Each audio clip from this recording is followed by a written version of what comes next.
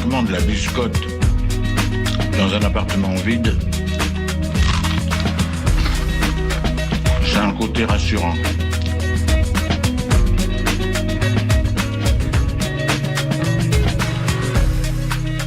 Le réveil à l'ouest, de 8h à 9h sur Westrack Radio. Je voudrais une omelette jambon fromage et une omelette frite normale. Je suis navrée, nous ne servons plus le petit déjeuner, nous sommes passés à la formule déjeuner. Je voudrais un petit déjeuner.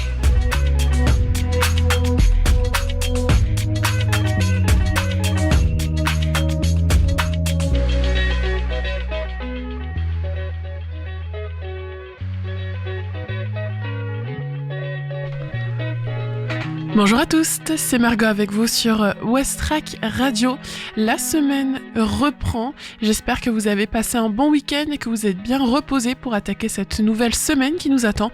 En tout cas, pour ma part, c'est bon, je crois avoir récupéré de ce mauvais rhume. C'est parti donc pour cette belle semaine. Bienvenue à tous dans Le Réveil à l'Ouest, votre matinale quotidienne. On va être ensemble donc jusqu'à 9h. Au programme, vous allez avoir la météo. On va faire un point aussi sur la circulation Havre. Et, il y aura aussi Isabelle pour la revue de presse et retrouver aussi dans la deuxième partie d'émission la chronique sport local sur le match de foot qui s'est déroulé hier à Lyon entre AC et l'OL, et il y aura aussi donc l'agenda sortie de ce soir et la découverte musicale Ferrarock Forever Pavot. Puis moi je vous propose de commencer tout de suite avec les infos locales. 8h, les infos locales sur Westrack Radio.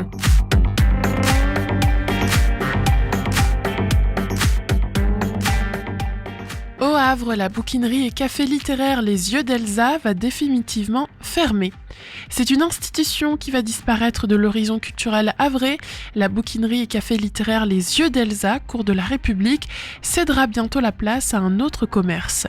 D'ici 2 ou 3 mois, le gérant Samir El Etak, 60 ans, tournera définitivement la page. Il a en effet mis en vente les murs de son commerce qui cédera la place à un autre. La raison ?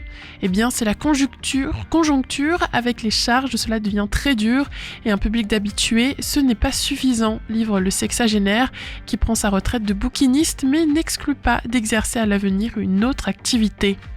Samir est profondément humain, ce n'est donc pas un hasard si le bouquiniste qui avoue un pincement au cœur à l'idée de fermer boutique évoque les rencontres avec les gens, les personnes de tout âge et de tout milieu comme plus beau souvenir de son activité.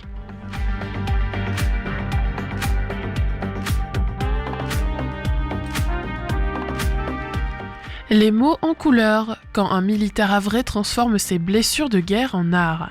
La galerie Incarnato au Havre expose pour la première fois les toiles de Cyril Houllier, militaire havrais marqué par 20 ans de mission dans le Mali. Plongé dans la peinture pour surmonter un choc post-traumatique, il dévoile une œuvre brute et inventive réalisée sans pinceau, comme un chemin de résilience. Ces œuvres, toutes réalisées à l'acrylique sans pinceau, reposent sur une variété d'outils improvisés, torchons, à raclette, couteaux à colle, à carrelage, paille, grattoir de pare-brise ou encore peigne. Cette démarche intuitive et gestuelle donne naissance à des compositions abstraites où les couches de matière, de couleurs et de formes se superposent, se masquent et s'effacent, créant profondeur et énergie. Un regard aiguisé décèlera aussi sur certaines toiles des traces de son vécu sous le drapeau français. À voir le jeudi, vendredi et samedi de 15h à 19h. L'entrée est libre.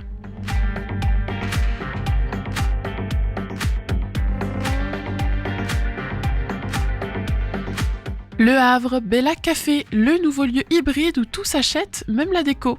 Mi-novembre, le propriétaire du magasin Bella Flora ouvrait une annexe sur le trottoir d'en face, un café dans lequel plantes, objets ou encore meubles sont à vendre, un concept unique en son genre au Havre. Idéalement situé au cœur de Saint-Vincent, les locaux spacieux mêlent donc aujourd'hui boutique de décoration, vente de fleurs, épicerie et café. Ici, tout est à vendre sur Christophe Aubert, propriétaire et gérant du magasin. Des meubles aux plantes, en passant par les objets déco ou un éventail de produits locaux et artisanaux. Un concept facilement trouvable à Paris, mais qui peine à se développer au Havre. Et pourtant, ça marche. 3 semaines après son ouverture, le Bella Café ne désemplit pas. Du café du matin au petit déjeuner, en passant par la soupe du midi et le goûter, les clients ont répondu présent dès le départ. Ouvert du mardi au samedi de 8h à 18h30.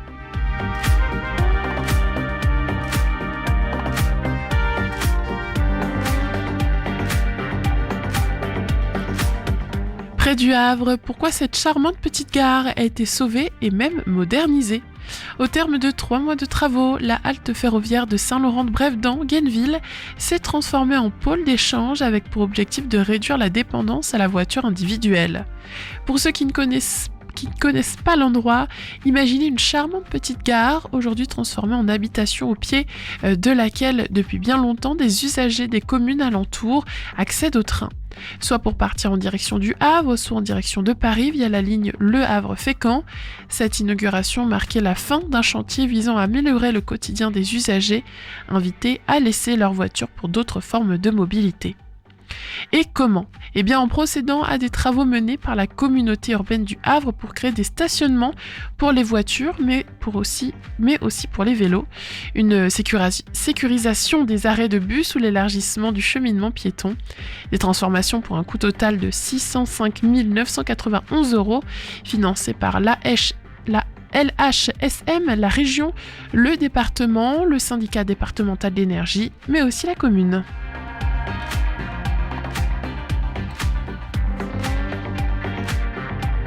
À Fécamp, les travailleurs de l'ESAT révèlent leur quotidien et affirment leur fierté à travers une expo photo. L'établissement et service d'aide par le travail, l'ESAT, de la ferme Saint-Jacques à Fécamp, s'expose à l'hôtel de ville jusqu'au 23 janvier 2026. Cette mosaïque de portraits photographiques des travailleurs et travailleuses de l'ESAT dans leur vie quotidienne affiche leur fierté grâce à ce nouveau regard. Kevin Levaré, jardinier à l'ESAT depuis 10 ans et représentant élu des travailleurs, est à l'origine du projet. Je voulais prouver aux gens que les personnes en situation de handicap pouvaient travailler comme tout le monde. J'ai demandé à faire une exposition sur notre travail, nos responsables ont accepté. Sur les conseils du photographe Laurent Criteau, qui a assuré les prises de vue, chaque travailleur-travailleuse est présenté par un portrait en noir et blanc dans sa tenue de ville et 4 photos couleurs à son travail. Entrée libre du lundi au vendredi de 9h30 à 19h, c'est à voir donc jusqu'au 23 janvier dans le hall de l'hôtel de ville de Fécamp. Il est maintenant 8h08 sur Westrack Radio. Belle matinée tout le monde, on passe maintenant à la météo.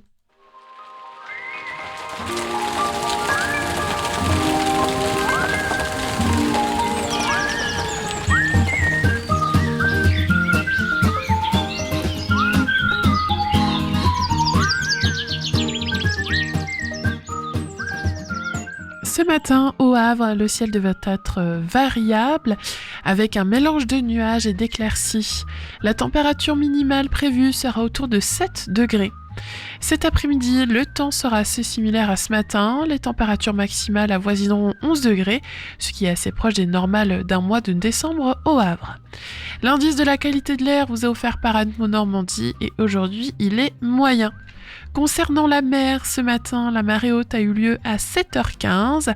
La basse mer se produira un peu avant 14h. Et enfin, ce soir, une nouvelle marée haute est attendue à 19h40.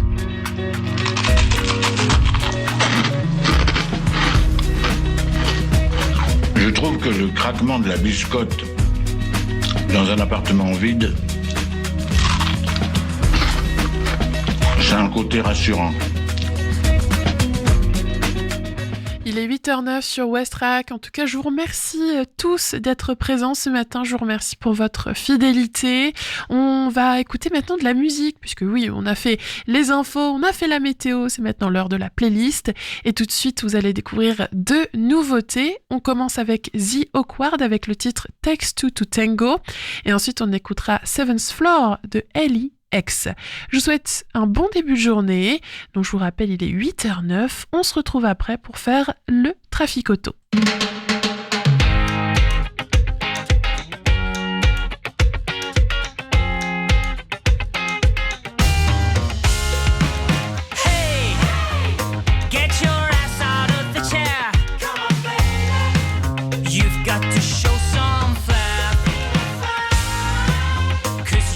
Drinking too much wine, you're on the edge this time.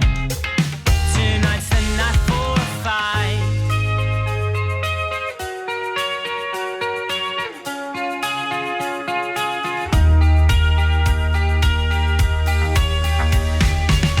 Takes two to tango, so hit me on the dance floor.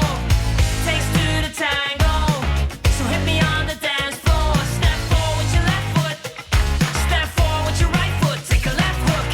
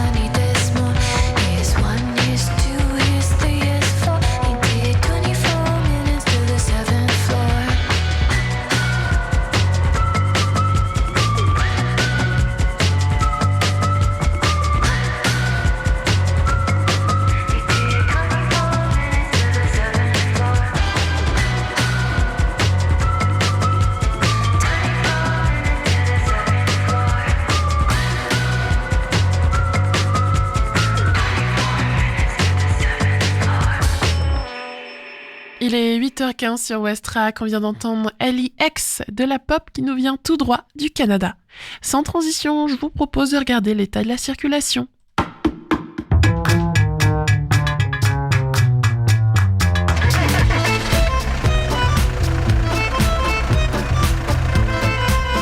Alors à Civita, ça bouchonne aussi? Ah, j'en sais rien. Ce matin, j'ai parlé à mon père qui était à Caserta. Il paraît que là-bas, ça roulait pas vite, mais que c'était fluide.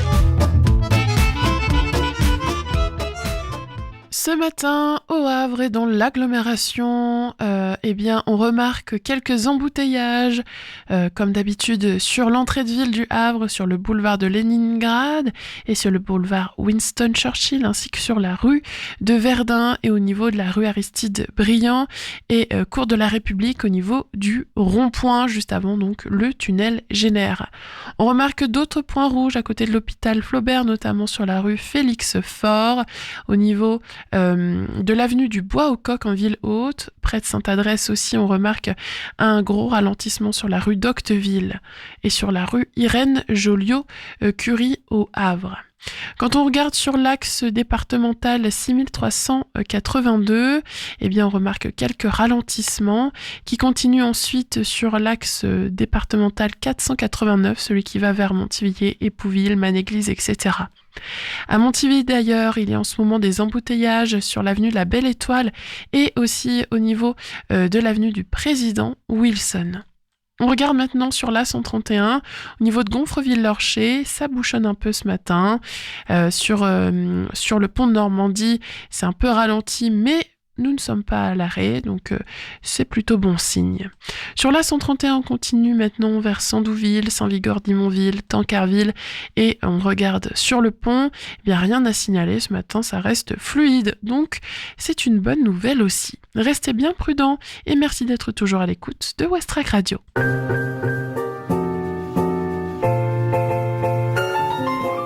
8h17, c'est maintenant l'heure de la revue de presse et on retrouve Isabelle. Bonjour.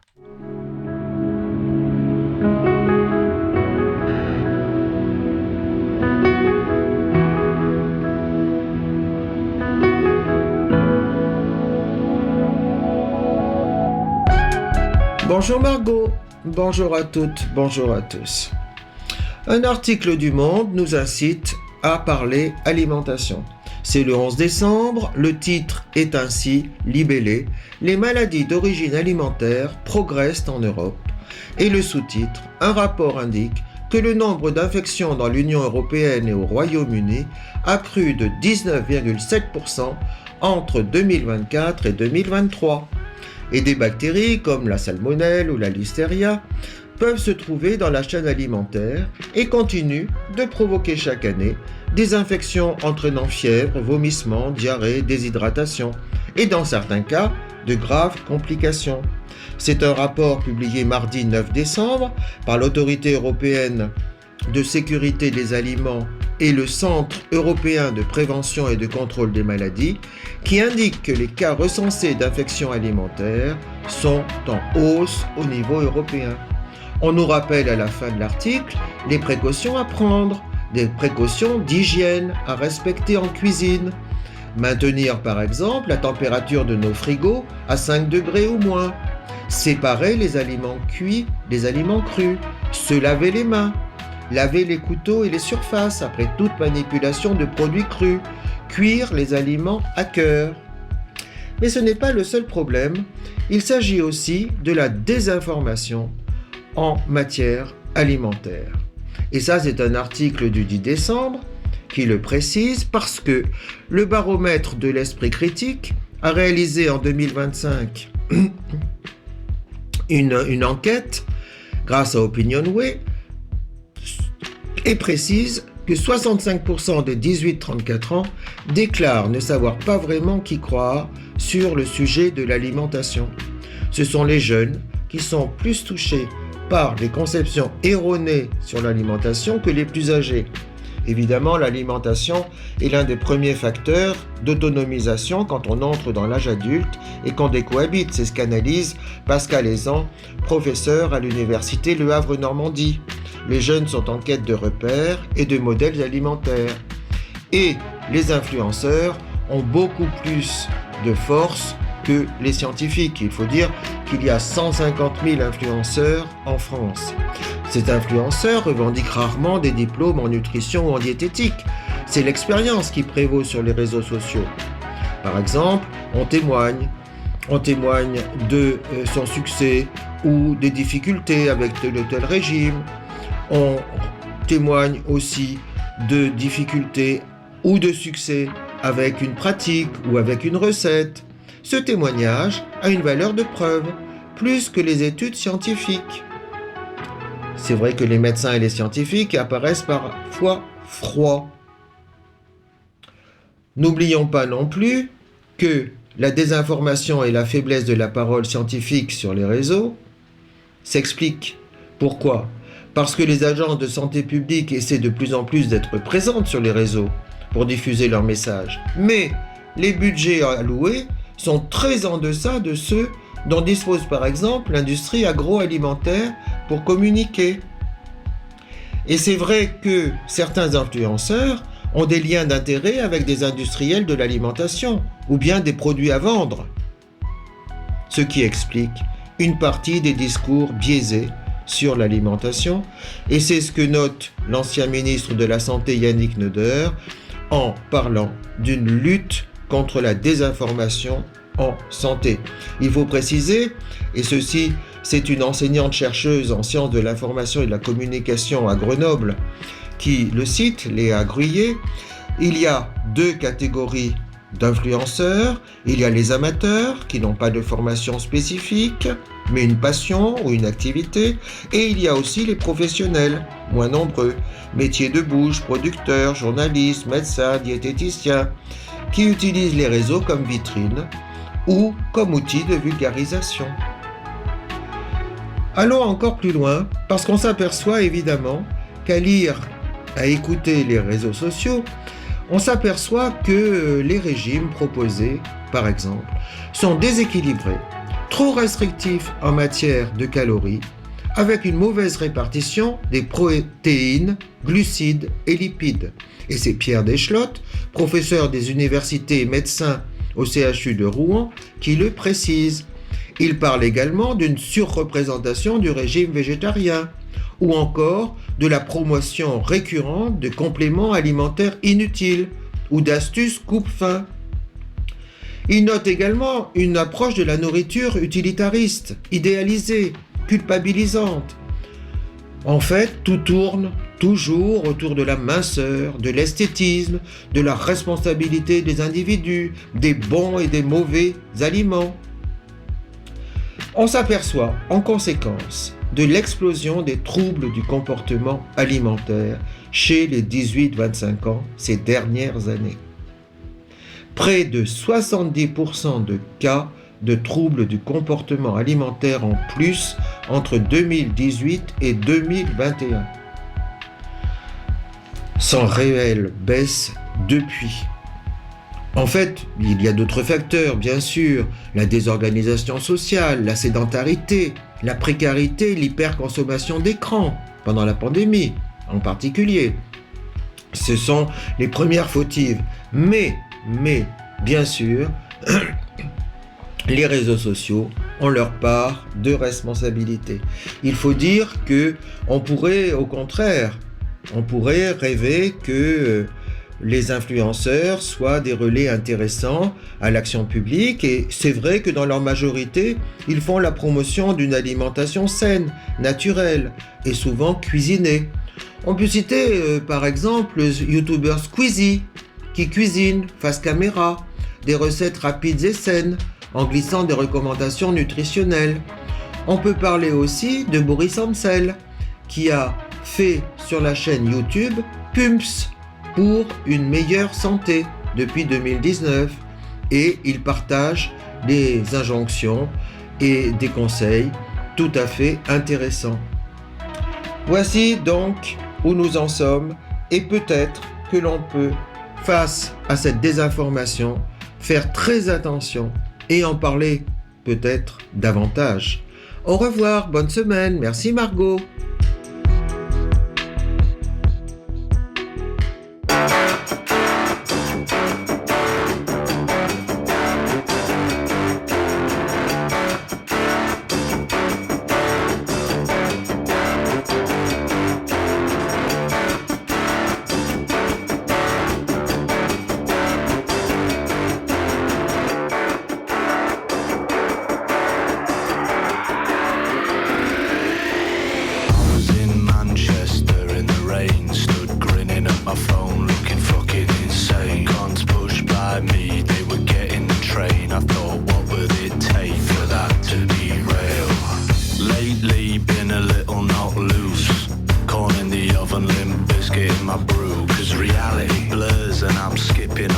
through. Push away people I'm supposed to be close to. Having peacetime, key lime, pecan pie. After heaving down a sausage and half a jar of brine.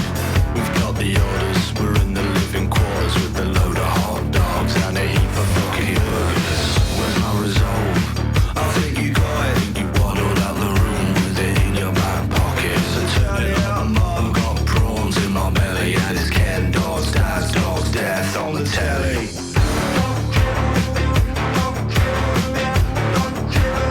Death on the telly.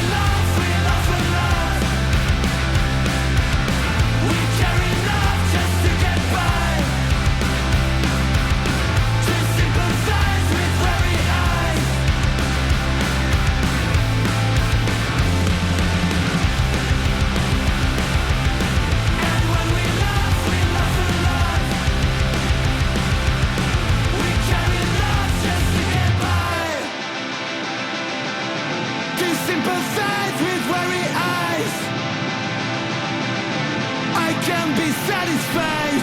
C'était Santander, une chanson de Fragile, une nouveauté dans la playlist West Track Radio, 8h32. Retrouvez chaque jour votre chronique dans Le Réveil à l'Ouest. Avec du sport, de l'écologie, du bien-être, de la gourmandise, des astuces et surtout plein de bonne humeur. C'était donc la chronique sport local et tout de suite on va parler donc de Ligue 1 de football car hier, dimanche 14 décembre à Lyon, les Havrais se sont inclinés une nouvelle fois en Ligue 1 et le scénario commence à se répéter. Le moment clé du match, un penalty manqué par Issa Soumaré. Encore une situation qui fait mal, d'autant plus que Lyon n'avait pas complètement pris dessus à ce moment-là. Le hack tenait bon, porté par un gardien très inspiré, et pouvait encore croire à un bon résultat. Mais quand on rate ce genre d'opportunité, surtout à ce niveau-là, ça se paie cash. Le pénalty repoussé, puis la deuxième chance manquée dans la foulée ont clairement cassé la dynamique havraise. L'entraîneur Didier Digard parle de doute, de manque de lucidité. Soumaré a pris ses responsabilités, c'est vrai, mais quand la confiance n'est plus là, la question se pose, fallait-il le laisser tirer ou fallait-il laisser tirer quelqu'un d'autre ? Le problème du hack, ce n'est pas tant le jeu que l'efficacité. Les occasions sont là, mais le ballon ne rentre plus. 4 matchs de suite sans marquer un seul but sur les 6 dernières journées. Le chiffre fait mal. Même les jeunes lancés en fin de match n'ont pas réussi à inverser la tendance. Le compteur reste bloqué et les points continuent de s'envoler. En face, Lyon a su être réaliste, un but de la tête, une grosse parade de son gardien face à Samatta, et l'affaire était réglée.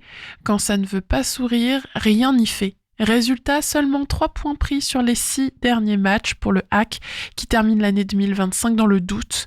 Il faudra vite se relever dès dimanche prochain au Stade Océane en Coupe de France, face à Amiens, cette fois, pas le droit à l'erreur. On va bientôt faire un nouveau point sur l'actu locale et aussi avec un point météo. Mais avant, on va écouter Wither de Fat Dog. 8h34, belle matinée sur West Track. Before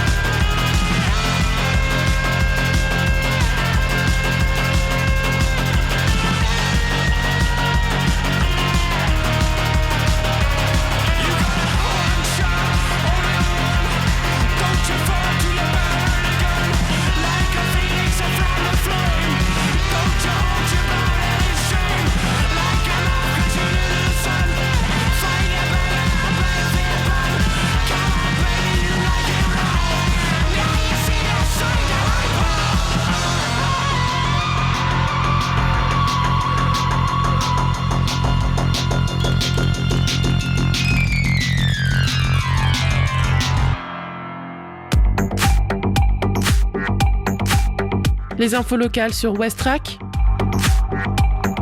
Le flash. Au Havre, la bouquinerie et café littéraire Les Yeux d'Elsa va définitivement fermer. C'est une institution qui va disparaître de l'horizon culturel havrais. La bouquinerie et café littéraire Les Yeux d'Elsa, cours de la République, cédera bientôt la place à un autre commerce d'ici 2 à 3 mois. Les mots en couleur, quand un militaire havrais transforme ses blessures de guerre en art. La galerie Incarnato Havre expose pour la première fois l'étoile de Cyril Houllier, militaire havrais marqué par 20 ans de mission, dont le Mali. Plongé dans la peinture pour surmonter un choc post-traumatique, il dévoile une œuvre brute et inventive, réalisée sans pinceau, comme un chemin de résilience. À voir le jeudi, vendredi, samedi, de 15h à 19h, entrée libre. Le Havre, Bella Café, le nouveau lieu hybride où tout s'achète, même la déco. Mi-novembre, le propriétaire du magasin Bella Flora ouvrait une annexe sur le trottoir d'en face, un café dans lequel plantes, objets ou encore meubles sont à vendre, un concept unique en son genre au Havre, ouvert du mardi au samedi de 8h à 18h30.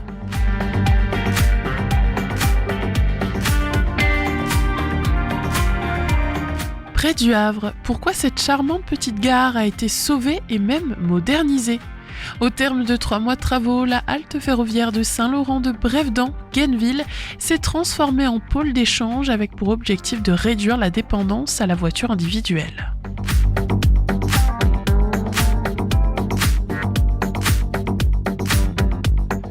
À Fécamp, les travailleurs de l'ESAT révèlent leur quotidien et affirment leur fierté à travers une expo photo.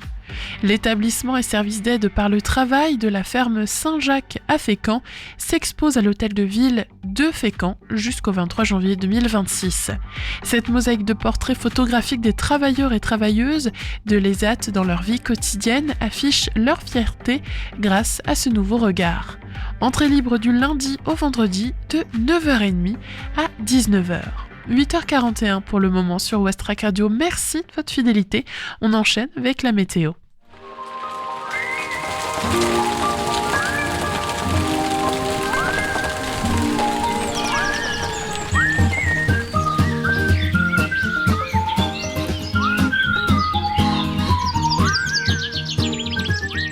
Ce matin, au Havre, le ciel devrait alterner entre nuages et petites éclaircies avec une fraîcheur d'environ 7 degrés au plus bas.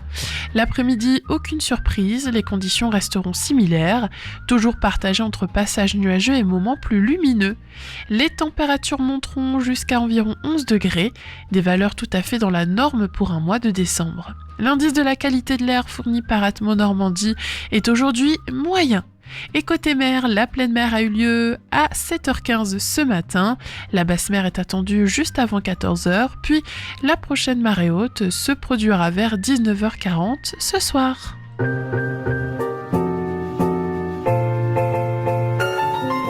Allez, je vous emmène en voyage. Ce matin, on va à Bordeaux grâce à la playlist de Westrack et la chanson Celestial Spaghetti Machine de Camel Power Club. On va se retrouver après avoir écouté ce titre pour faire l'agenda sortie. 8h42.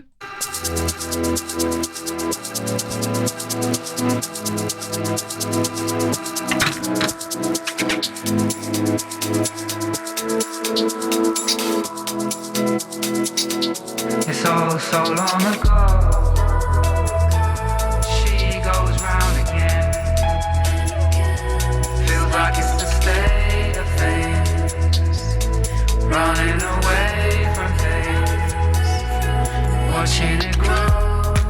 It's so slow that she missed it come up from below. And it is what it is. So she finds the only way to live, the only way to live.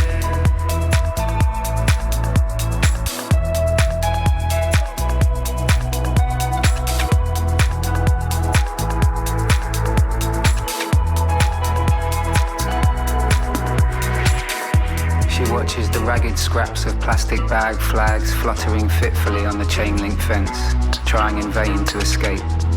absently regards the man taking charge of the fag butts around the swings in the kids' play park as he looks around and pulls up the back of his high-vis trousers where a little too much of his red pants are showing. Glancing at the plastic solar-powered waving panda on the windowsill, she smiles and raises her tired eyes to the last slivers of tangerine dream clouds fading between the chimneys of the power station. Life is an answer and a question, neither of which are yet clear. Meaning keeps bobbing and weaving around all the silicon-based ephemera before funneling through the celestial spaghetti machine or something and drifting off into the twilight.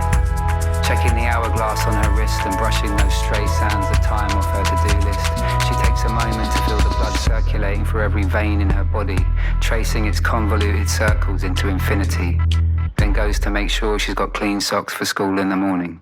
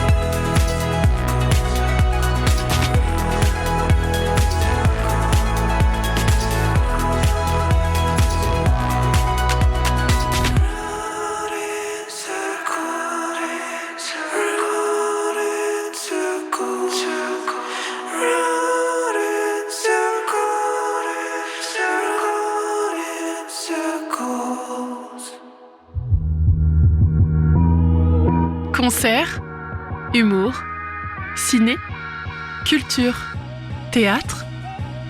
C'est l'agenda sorti dans Le Réveil à l'Ouest. Cet après-midi, venez voir l'exposition photographique Face à la mer à l'Université du Havre. Elle se clôture vendredi, c'est donc le moment d'y foncer. Le photographe Grégoire Corgano embarque à bord du porte-conteneur Le Marius le 18 novembre 2023 au départ du port du Havre à destination de Brisbane, soit 51 jours de voyage, plus de 20 000 km parcourus à travers l'Atlantique et le Pacifique. Et pendant ces 7 semaines, il partage le quotidien des marins, il capte les gestes répétitifs, la rigueur du travail à bord, la solitude, l'immensité. Par son regard, le navire devient un lieu de vie, l'espace maritime, un territoire poétique. Et de cette traversée naît une œuvre sensible, photographie, enregistrement sonore, vidéo et extraits de son journal de bord composent cette exposition immersive entre port et haute mer. À voir donc encore jusqu'à vendredi, chaque jour de 8h30 à 19h.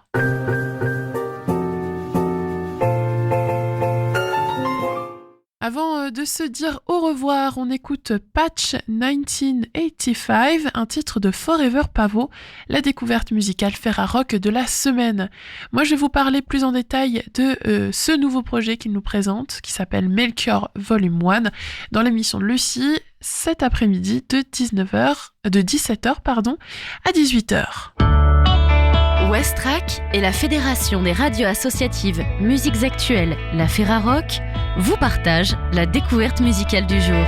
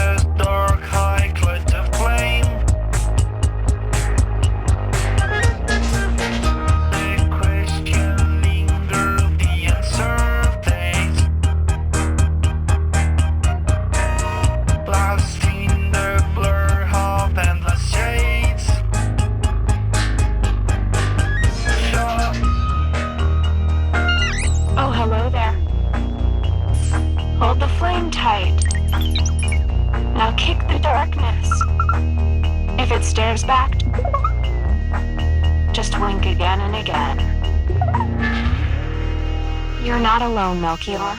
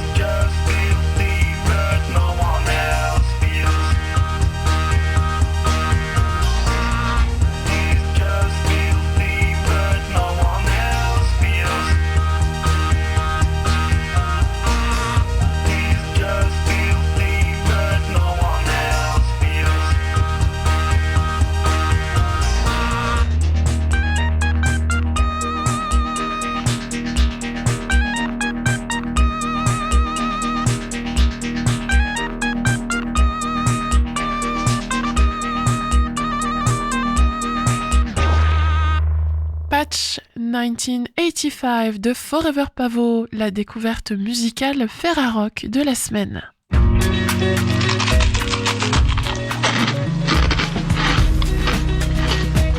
Je trouve que le craquement de la biscotte dans un appartement vide,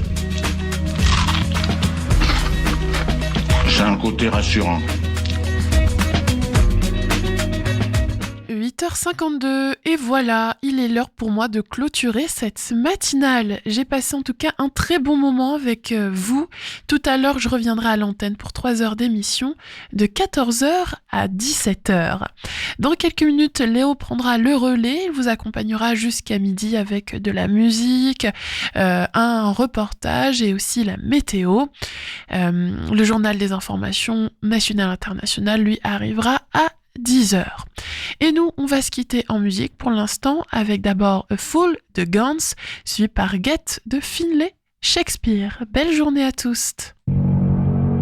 Guns es bueno para el alma. Fa veramente bene all'anima. Guns is good for the soul. Good for the soul. Good for the soul. Good for the soul. Gans is good for the soul. Gans is good for the soul.